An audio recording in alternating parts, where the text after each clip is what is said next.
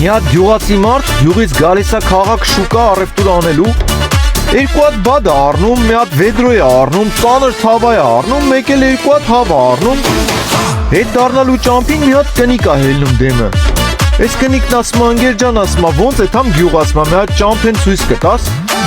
Այս մարդը ասում է, խնդիր չկա, քուրիկ ջան, ասում է, բայց ասում է, պետք է ասենց անտառով անցնենք, կարճ է։ Այս կնիկն ասում է, ասում է, ես քեզի գիտեմ, ասում է, հենց մտանք անտառ, ասում է, ինձ դեմ ես տալու մի հատ ծառին ու բռնաբարես։ Այս մարդը զարմացած, այ քուրիկ ջան, ասում է, այսքան կենթանի կա հետս, ասում է, ես ոնց կարամ տես բան անեմ։ Ասում է, ոնց թե ոնց, ասում է, բադերին կդնես գեդին, վեդրոյով վրեն կծածկես, թավեն կդնես վրեն, որ չփախնեն։ Մարդն ասում է, հա, հասկացանք, ասում է, բա հավերն ինչ անեմ։ Այս կնիկը նայում, ասում է, հավերը,